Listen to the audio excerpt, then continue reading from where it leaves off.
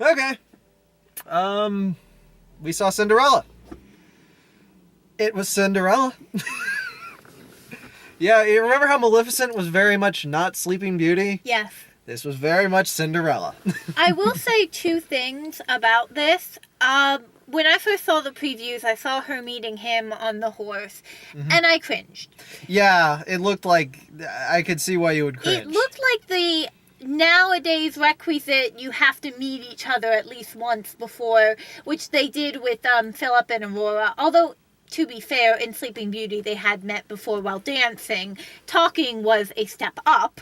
But it felt very requisite 21st century modernization. But then I actually saw it, and they were talking for a good minute and a half, 2 minutes, and that made me happy. There was still very much the these people only just met thing going on. Yeah, but it felt more like the Brandy, Rodgers and Hammerstein's version, where they actually do get to have a conversation. Yeah, and he still doesn't get her name somehow.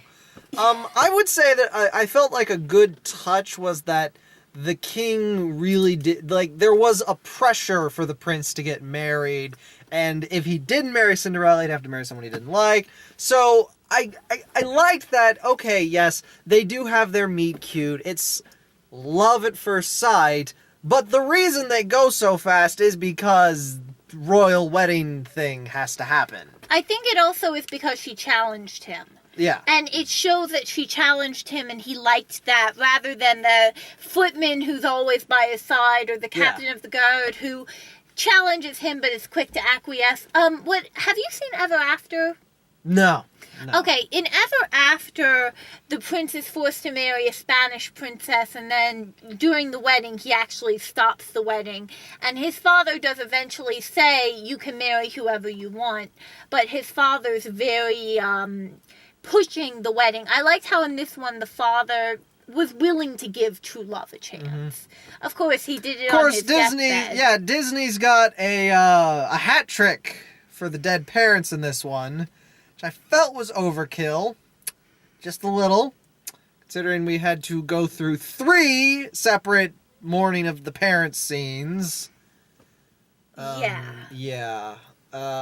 Disney, I know you're adapting source material, but lay off! In the source material, in many of the stories, Cinderella's father doesn't die. Yeah, he's just out a lot.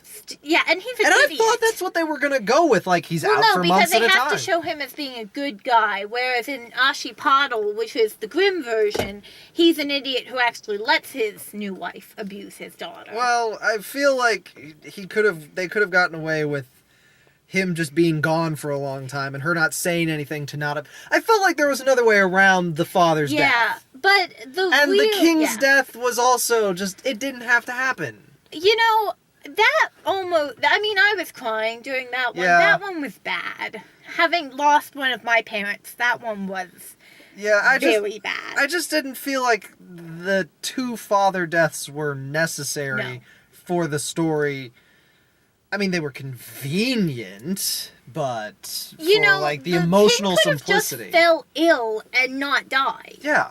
You know, his son would have become regent, which is just as powerful as being a king. Yeah, Lord Regent, while the king is indisposed. But anyway, this is a very emotionally simplistic movie. I don't know. In terms of this is good, this is bad. There's not a lot of layers. And good is nature. Nature is good. Cinderella is very natural. Her hair, she's always out in nature. With the exception of the stepmother, who was reasonably expanded. There's a lot of readings of the Cinderella mythos where the stepmother, it's the classic battle between the older women feeling threatened by the younger women, and they do take steps to set up how she does feel a little jealous of Cinderella's father spending so much attention on her. Well, no, remember when the messenger comes when Cinderella's father is dead, in the end, miss, he only talked of you, and the stepmother had to stand there and take it. Yeah, so now she's still a nasty bitch, but you more understand bad for her. You more understand where she's coming from. She's a woman who had one husband die, and it's heavily implied he left her in debt when he died. Yeah. And, well, a woman... I'm trying to figure out when this is set. Elements of it are 17th, element of 1700s, elements of 18, and elements of Victorian. It's going for timeless. Her dresses are Victorian, though. The dresses are definitely Victorian, but this is not 1900s. I'm going to say 1800s because of the footmen. Early 1800s, but a woman could become wealthy if her husband died. It was the only way for her to hold on to wealth. But if he died in debt, he was responsible for the... So it's heavily implied that he died and she became responsible for the debts and the dowries. And she outright says she only married Ella's father because she desperately needed money for her daughters and... But... I watched the animated one last night. The animated one has a lot more animal action than people probably remember it having. They trimmed a good 30 minutes of animal shenanigans. Thank God. But then they still managed to make the movie almost 2 hours. Well, they had to have the interaction between the prince and the father. I'm just amazed that they managed to trim over like 20 minutes of animal shenanigans from a 70-minute movie, and they still almost hit the 2-hour mark. I liked it though. I got a little tired of the Cinderella is nature being crammed down your throat every 20 seconds, it seemed. But I really did like how they made Lady Tremaine someone who, if you know anything about history, you actually sympathize with her. The woman's just trying to survive. Now, she's still a very, very mean bitch to Cinderella. Yeah. She's completely mean. But she also doesn't want to have another girl she has to provide a dowry for, provide education for. Fortunately, in this one, she marries Cinderella's father when she's already grown. So which I also thought was an interesting choice. Well, she has to be educated, but and Tremaine would never. But in the end, yeah, it was irrelevant. The age thing was relatively irrelevant. Other comparisons, they pretty closely followed it. The Grand Duke kind of shows up as a late game pseudo-villain. Oh, he was the villain. He was the male villain. But within the context of the story, there was very little villainy that he could pull off. If you've seen The Tudors, he's very much a Cardinal Wolsey. Wolsey. Right. I don't know. I thought it made I almost wondered, what did he get out of... What was she the princess of? Because they had to make up all these countries, and she was not the Spanish princess. It was a made-up country, as you said. Yeah, what was the country's name? It was Zanzibar. Weird. Yeah, Zanzibar. Zanzibar. I did notice that they made the effort to have black people in this movie. That weren't all servants, even though 90% of them were servants. They had the one upper-class family and the one guard captain. And I noticed in the background of, the spinny dancy scene, there was one black lady in a very fetching green dress. I missed that one. It was a background character, but my point is they made the effort to have black people in the background. Most of them were servants, though. Yeah, most of them were servants. But she was, in a fancy dress at the fancy dress ball. The point is that it was not nearly as white as it absolutely could have been. No. It could have been, and they didn't have to have the middle-class black family either, or the upper-class black family either. So, and especially considering that the prince would be like, don't bother with putting the shoe on the black person. Yes. Because, she was blonde, and she was okay. And at least in this one, it's obvious he remembers what she looked like. Yeah, he doesn't have... Because he recognized her at the ball. Yeah, he doesn't have a lot to go on with her appearance, because, she's blonde and gorgeous. Well, that doesn't really narrow it down. Young. But she's not black. He knows she's pale, so she's probably not of the traditional servant class. No. But, yeah. There's just so little to say. If you've seen the original, just cut down on some of the animal shenanigans. Not all of them, though. The mice are still around doing the CGI squeaky friends thing. They were half decent. I mean, they were really good CG. Oh, no, it was decent CG. I could tell it was fake mice. The cat was real. I couldn't at all times, but... I absolutely could. But what I didn't like was... It wasn't, distracting. Yeah, the weird slapstick they threw in there at odd moments. Like when the baker woman takes off her foot Oh, and yeah, everyone yeah, yeah. passes out. They had weird moments of slapstick that didn't quite seem to fit with what they were trying to do. But it absolutely fits with the idea, because this is absolutely a kid's movie. Like, Yes. they've dressed it up all adult-like, but it's a kid's movie. It's still a pretty film. It's a very pretty film. Kenneth Branagh, the director, is the king of this sort of grand sweeping monarchy feeling stuff. He did the original Thor, which was much more visually interesting than Thor 2, although I think Thor 2 is a slightly better action movie. I just like Asgard. Asgard's pretty. Asgard was just, his designs were gorgeous. He did Hamlet, and if you've seen Hamlet, it's very much in the architecture of Hamlet, if you've seen any of it, which I don't know if I can recommend that movie, because it's like 3 hours, because they're just like, can't really trim any of this, can we? No, you cannot. Just gonna have to put the whole play in this movie, aren't we? It's a 3-hour movie. All right. But I liked it better than the animated because I hated I hated the animal stuff in the original Cinderella. I watched it last night. Within the context of being a kid's movie, I didn't mind so much. And it was also pretty damn clear that Disney was still trying to get the hang of drawing people. Like, there's this bit where she switches shoes and she has no toes. Well, you know, Disney actually basically made a live version of Cinderella. As all reference. They were in costumes and everything. And he filmed it and drew it off of that. Oh, so it was basically rotoscoped. Kind of, sort of.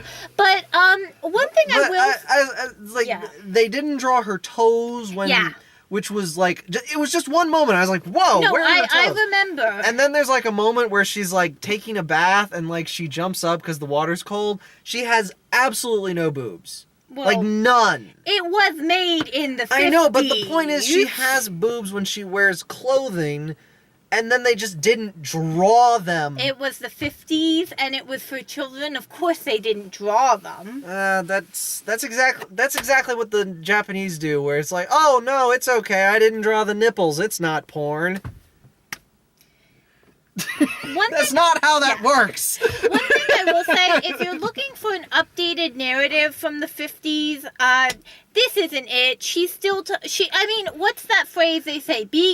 Have courage and be kind. Yeah, she repeats it 7 times, and it's obvious she doesn't care that she's the maternal house feminine sphere. It's got more depth to it than the animated version, but the animated version was paper thin. Yes. Literally. Yes. I went for that phrase on purpose. Pun intended this time. You're ridiculous. I know. And this one, the characters feel like archetypical characters, but enough. I liked the detail where the prince is almost always referred to as Kit. Yes. I liked that. I liked the bit where he's like, oh yeah, I'm an apprentice of a trade. He's like, let's see what happens if I pretend I'm not a prince. He's trying it. He's like, when I tell people I'm a prince, they get weird.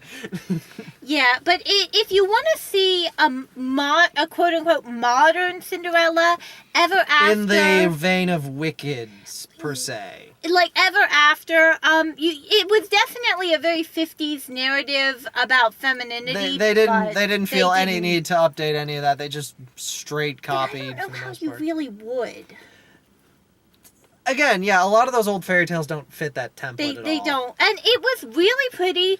It was a beautiful movie. It was well shot. It was well dressed. Oh, the music. Did you notice when she was coming down the ballroom, it was that Cinderella music? No, I didn't notice that. Yeah, that song you were singing when you came in. Cinderella. That was it. It was that music when she was coming down the steps in the ball gown.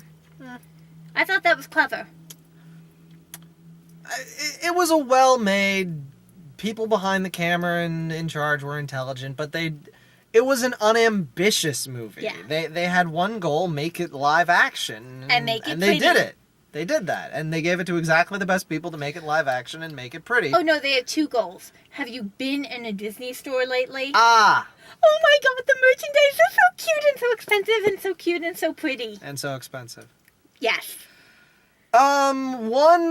One element that stuck out a little was Helena Bonham Carter as the fairy godmother. And the narrator. And the narrator, but I didn't really pick up on her being the narrator until she, like, flat Really? out You said didn't? I wasn't paying attention. Oh, because her voice is pretty, Well, she was distinctive. doing the whole deep narrator whimsical yeah. voice. Well, I guess I just like her a lot. Like when she was being the fairy godmother, it was much more Helena Bottom's take on the fairy godmother. It was distinctly her. It was a lot like her Mrs. Lovett performance. Very airy, very flighty, but Mrs. Lovett.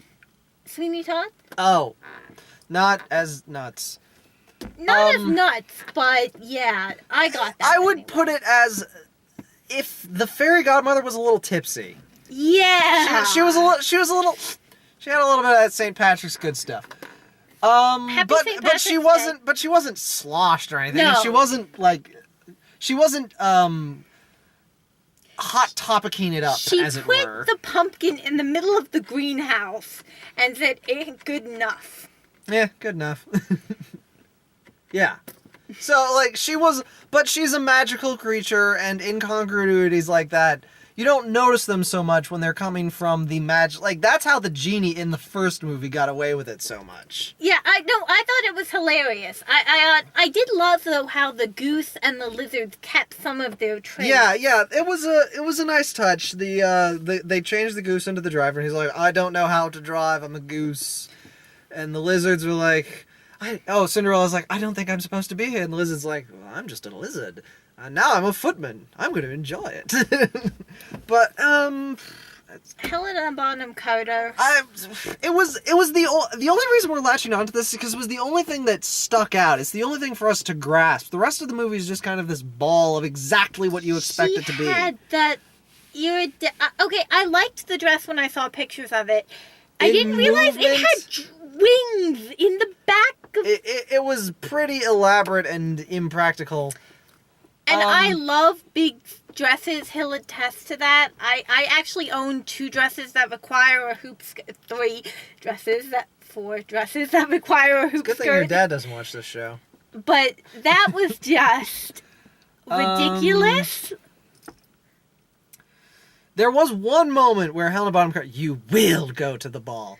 And it was a little creepy. It was just one incidental second.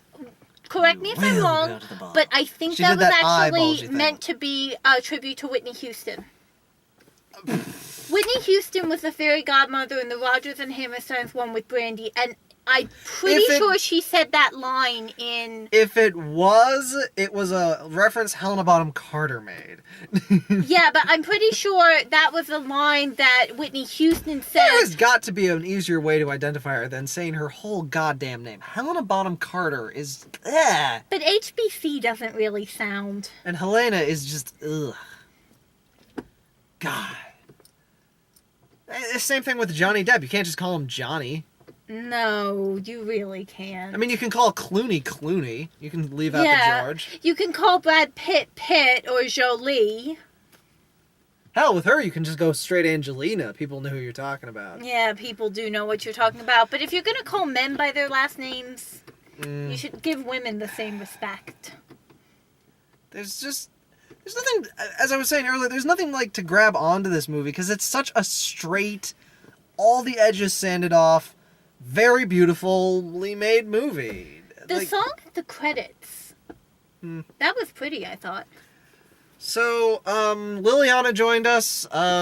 She liked basically everything you liked. And her point, and I agree with her, is it's not a full price movie. It's really not. Not to me. To me, it was worth it for the costumes and that utterly gorgeous castle. And the dancing. In terms of the cinematography and the design, yes. And the dancing. Yes, it was very good dancing. I thought it was utter bollocks that she's like, I don't know how to dance. All right, then I'll just lead you around and we'll do this And very it was a complicated choreography. Yeah, but another thing that might be of some interest to you, did you know the waltz was practically scandalous when it came out? It was the first dance that a man and woman would dance together while touching, almost constantly. And they danced an alternate version of the waltz. God, what was it? Back in the 1100s, polysymphonic music was scandalous. Music with two separate notes played at the same time. That's what that is. Okay. That was scandalous because prior to that, all music was done through Gregorian chants, which is every guy doing the same note at the same time. Oh. The idea was the church objected. Yeah. The church objected, saying that polysymphonic music distracts you from your devotion to God and inspires. And music was part of the church, not public. It will inspire people to lascivious behavior. And then some guy wrote a polysymphonic piece dedicated to a pope who really liked it, and thank God that pope was really, really full of himself. Because otherwise, we would probably be a little bit behind on the music thing. Well, remember, in the ancient world, it was considered lustful to just look at something with your eyes or hear it with your ears. So yeah, and some parts of Arabia are still doing that. I think that's, I think you got to give your own people a bit more credit than that. Oh, can we go back to the 1800s and grab someone and just bring them here? Take them here and take them clubbing? I want to see that so badly. Take them to a frat party. Anywhere where there is twerking. Right. Oh, we could just show them YouTube. No, YouTube would scare them half to death. We need to take them to a real club. I don't know. So did you want to talk about Frozen quickly? Oh, yeah. Frozen Fever was a little short that we got. Have you ever seen a short before live action? Because Maleficent didn't have one. That is a fair point. I have not seen that. It's usually an animated short before an animated movie. But then again, Frozen is squarely the same target demographic as this one. Good point. And, it was cute. It made references to every noteworthy thing of the original movie. I hate those costumes. I hate those costumes. I thought it was very weird when she changed hers and her sister's dress with flower magic. I'm like, whoa, time out. Her dress is ice, and she should be able to create colored ice in whatever pattern she desires on her dress. So, okay, I'm giving her dress, but I can't figure out how she did that to us. It makes sense. I mean, granted, her powers are pretty ridiculous considering she made life. Like, almost constantly. Like, the gimmick is it's her sister's birthday and she's got a cold. And she sneezes and little snowman creatures come into existence every time she sneezes. And she sneezes a lot. And she sneezes a lot because she's sick and she's trying to take her sister on, like, this whole, like, scavenger hunt thing to all the cool stuff. And trying to make up for all the birthdays she didn't have when she was locked behind that door. And I'm like, By the way, those characters are so... I'm just going to say... retarded emotionally because of how they were raised, both of them. Yeah. That she's buying her children's things and Anna's accepting it like this is the best thing ever because that's what they're... She is in no way in position to rule a country. Fairy tale logic. Anyway. Which this movie had in abundance. It's Cinderella. If Frozen was your thing, this will probably also be your thing. I thought this was better logically than Frozen, at least. At least Tremaine had a reason for doing what she did, and we can assume the Grand Duke had a reason for doing what he did politically, and... It's a fine movie. I say it's probably worth seeing on the big screen, because it is gorgeous cinematography. It is gorgeous. But I would wait. Like, wait for a good matinee price. $10 is a bit much for a story you know, even if you haven't seen the movie. Like, I hadn't seen the original Cinderella. I knew the story. It's so ubiquitous. The only thing I didn't really, like, comprehend was how much animal action was in the original. And that's gone from this. So I would have been completely fine. It's fine. Like, I have no complaints, but I don't particularly care for it. I'll probably see it again at the dollar movies because the dancing was gorgeous, the costumes were gorgeous. Oh, and the men's costumes, which often in films like these kind of get thrown to the wayside. were really well done. They did have that. And again, it was great architecture design. I just thought of something. There was another film, another Cinderella film, that this actually borrowed quite heavily from. It was, I want to say 50s, but it might be 40s. She's a dancer, a ballet dancer, and I believe she's Danish or something, the woman who plays Cinderella. She meets the prince. He claims he's the cook's son at the palace of the duke, because there's a song, the son of the cook at the palace of the duke. She's Danish. They had to cast her because she can dance on point, because there's a time where she dances on point. Oh, yeah, so like that tippy toe thing. So they were stuck casting someone who could dance on point and who could talk without, but she meets him, and it actually borrows a lot from that one with the father and the prince. Disney, seriously, what is it with you and killing parents? No, he didn't die. The way the father interacts with the son. I'm just speaking in general. Oh, yeah. Like, okay, it was one thing when you were still doing, fairy tales, but now you've started branching out, and it's getting a little worrisome. But it's easy. I'm sorry, but there has to be a way of giving a character reason to do things that doesn't involve mommy or daddy issues. But it's easier. Anyway, previews. Tomorrow. There may have been more, but we only saw 2 because Liliana was like, we got in like under the wire, and so we got Tomorrowland. We got there at 8:30, and they only showed the 2 previews. Yeah, so they must have. I guess they started a little early. I guess with the they previews. did. Yeah. We'll keep that in mind next time we come here. Tomorrowland, which is looking a lot different from the original preview we saw. We saw 2 seconds of it, though, practically.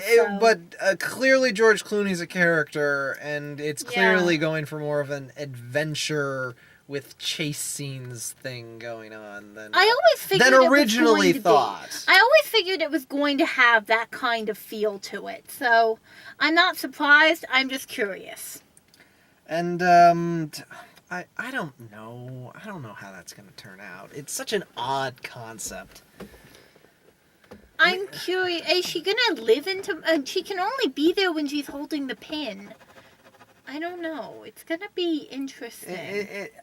It seems like it's a vaguely original idea for them. Least it's vaguely original. Yeah, it's sort of like when Nintendo comes out with Codename Steam. Yeah, it's turn-based combat with like legacy characters like John Henry and Abraham Lincoln, but hey, they haven't done that before. Then we had Inside Out. We finally got to see an extended commercial. Yeah, we got to see what the plot is, which is the core memories got sucked into some tube with joy and sadness. It got put in long-term memories. And and leaving worry, envy, and anger in charge of the head, and it's throwing her off all emotionally, which is a so subtle metaphor for puberty. But it's saying that depression isn't your fault. Something inside of you makes you... So it's basically an apologetic tale on depression and how...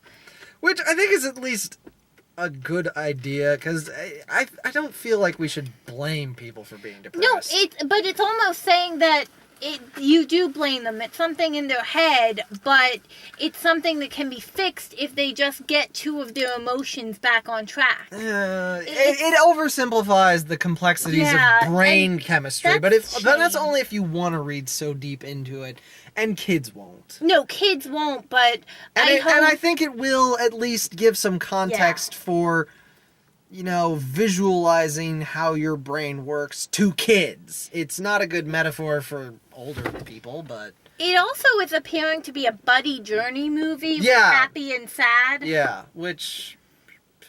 Sure. Why the hell not? Look, I don't get it. If buddy journey movies are supposed to create a change in between both people to make them more rounded, and you're dealing with people that by nature are one-dimensional. Yeah, I mean, you can say Happy can learn... I was like, I mean, the only way that the story makes any sense is if Sad learns to stop being so sad, but that defeats the purpose of her existence. She can't be not sad. That's her existence. To be sad. I mean, it's the exact kind of thing that if you overthink it, it makes no goddamn sense. But if you just run with it... Especially considering there's a movement now where the idea is in public, don't be sad, because sad is something that you can easily counter, so you shouldn't be sad, or you should feel bad for being sad, when sad is actually something that people need to be in order to be happy, and it's a balance, so... Yeah, I'm a little concerned about the movie now that I'm seeing more of it.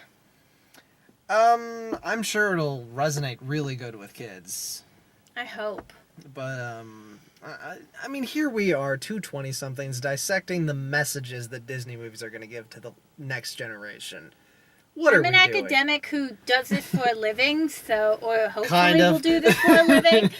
And I review manga on the internet for a living. Is now a good time to ask if anyone knows any scholarships to please Does anyone know any good scholarships? Because I need a second master's degree in order to become a professor, and I need money. GoFundMe? Nah, you don't have enough of an online presence for that to work. Yeah, that's what I'm thinking. I might be able to get a few patrons, but... baby. I am over 150 subscribers now, and I keep getting new ones. Like, just... from places. Like, just the other day, I had someone comment on my old Rosario review. That's from, like, back before I even hit episode 10. And I'm almost to 40 now.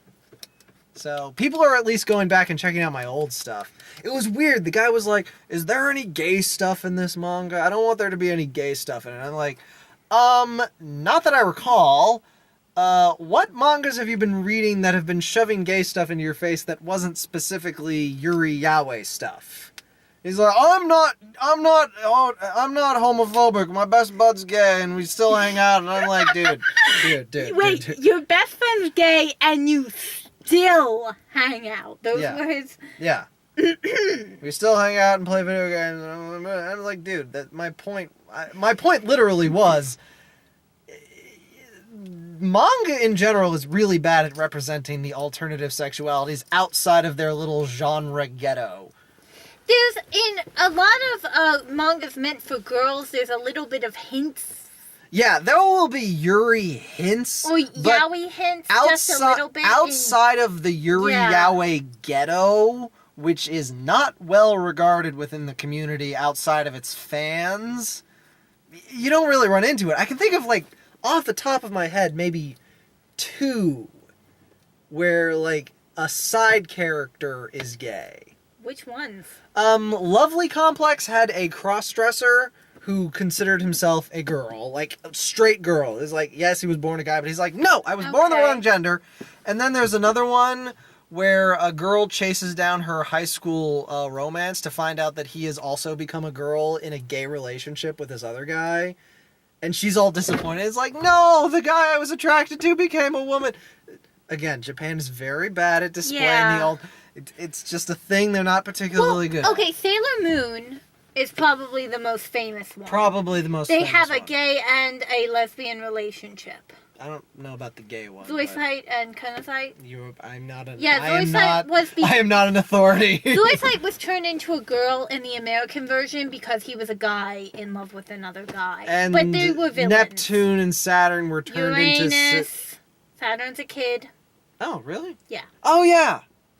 Well, Neptune and Uranus were turned into sisters or cousins in the Americanized, because of course. Hence the kissing cousins jokes in the lesbian community. Whatever. Anyway, so I can think of that names, and Antique Bakery has some yaoi in it, if I'm not mistaken. But whatever. That guy clearly has some issues he has to deal with. Yeah, I can't really anyone who actually plays the I'm not homophobic or I'm not racist but card, they've got some issues to work through. I'm sorry. That card is a bad card to play. The word but usually, yeah. And the I've got gay friends card. I do have gay friends. What of it? I'm not homophobic, but I have gay friends. No, you see, you have to remove the but, okay? I'm not homophobic, period. I have gay friends.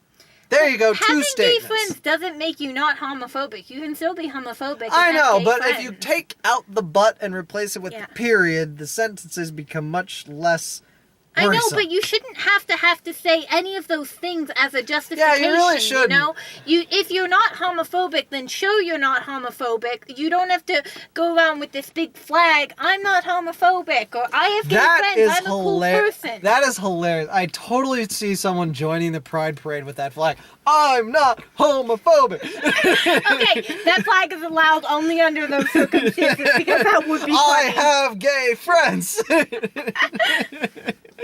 No, okay. Cinderella, if it looks like your thing, it is. It is female wonderment fantasy fulfillment.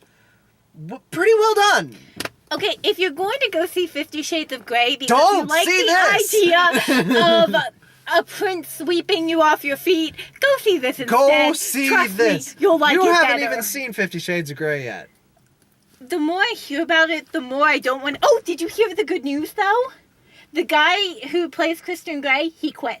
Sweet. He quit. His wife was like, no, you're No, done. what the hell are you talking about? No, that was a rumor. His wife, he went on record saying that his wife was fine with it. Are you kidding? I was so happy when I thought he quit. That was a rumor going around. Oh. They're probably under contract, which is unfortunate because I guarantee you the next two movies are not going to make nearly the amount of bank the first one did.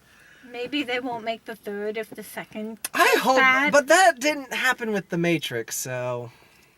But then again, The Matrix didn't get bad until the second movie, so they made money with the second movie because people assumed it would be good and then no one saw the third one. This time it was bad the first time. At least Look, in Cinderella, look, I they saw openly admit that they love each other. Yeah. Look, I saw it more so than all the, concerning stuff and the retrograde and all that stuff. It's just a boring movie. If you take a step back and alright, I'm gonna play ball with this movie, it's boring. It's not sexy. It's not a well-constructed story. It's dull. I was hoping for a train wreck. Oh, I saw the best 50 Shades parody online. Hmm? Okay, so it's an image set of him saying his tastes are unconventional and her line of how, show me anyway. They're walking to the door, he opens the door, and it's a One Direction bedroom. Or My Little Pony. You can put anything in there. The One Direction one was amazing, My though. tastes are unconventional. What? I like raspberry and mint ice cream. Okay, we should We're probably done. end this. We're done. You probably could have stopped watching 15 minutes ago. We've just been rambling. Have a good night. Night.